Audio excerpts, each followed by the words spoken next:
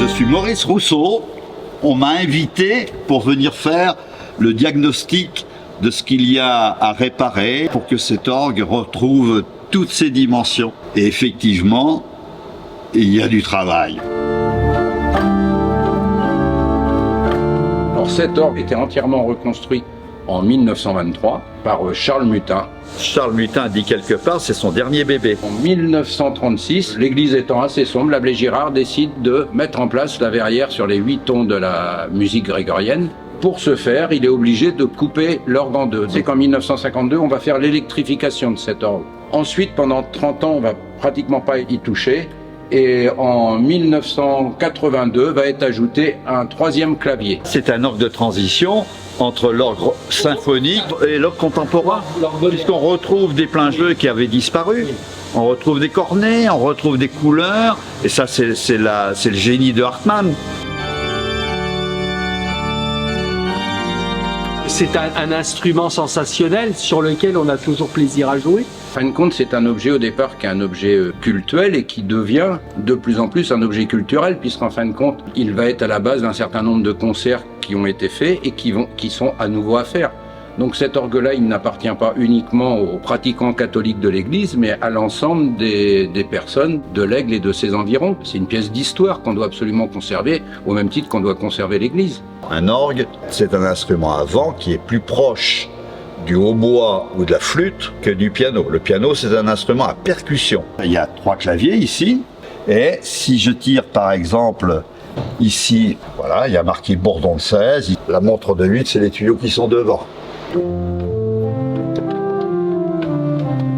Si j'en enlève,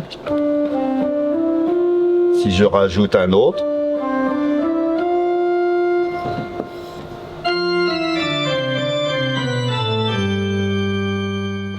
il est entretenu par un facteur d'orgue qui fait son travail comme il faut. Mais ça finit par être assez faux. Les organistes qui passent ici ont beaucoup de boulot parce qu'il y a toujours des cornements au pédalier, il y a plein de choses qui ne fonctionnent plus. L'accouplement des 3 claviers, il faut une force herculéenne pour jouer là-dessus. Il y a énormément de choses à revoir et effectivement, il est temps que ça soit fait pour pouvoir refaire vivre cet orgue correctement. La soufflerie a quand même quelques problèmes. Vous devez même là l'entendre. Il y a 2 soufflets en fait. Donc vous en voyez un ici.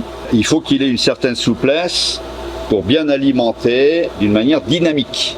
Et là, il y a des fuites. Vous les entendez. La pièce essentielle qui porte tous les tuyaux, c'est 1600 tuyaux, ça s'appelle le sommier. Et c'est là que se font toutes les canalisations d'air pour aller à certains tuyaux, à pas d'autres, suivant ce que l'organiste choisit. Et voilà ce qui se passe. Ça veut dire qu'il y a des fuites partout.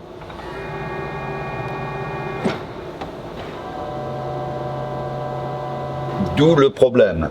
Ensuite, c'est un orgue qui a été refait par un type génial qui s'appelait Philippe Hartmann, qui avait un petit défaut, c'est qu'il était génial, mais il ne terminait pas vraiment tout ce qu'il avait commencé.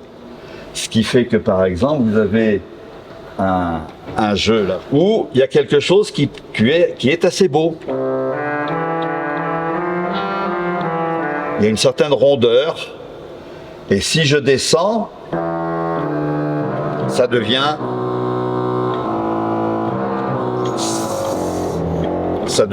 vulgaire.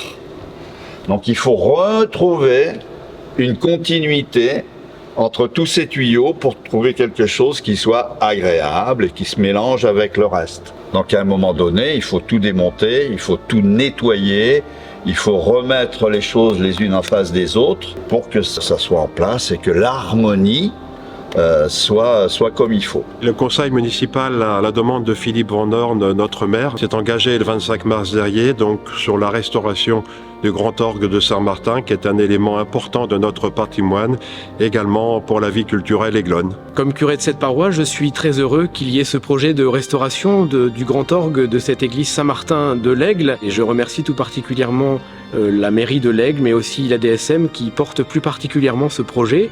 Certes, je suis curé de cette paroisse, mais je suis aussi moi-même organiste.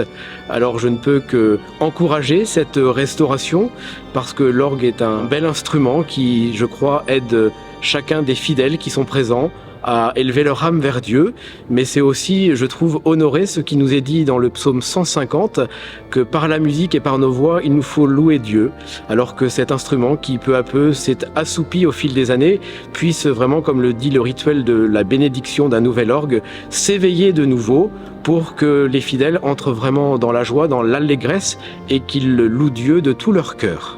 Merci à la municipalité qui a acté de lancer les appels d'offres. Et maintenant, il faut aller plus loin et obtenir le financement adéquat. On a besoin de toutes les bonnes volontés pour nous aider à conserver ce magnifique objet du patrimoine aiglon.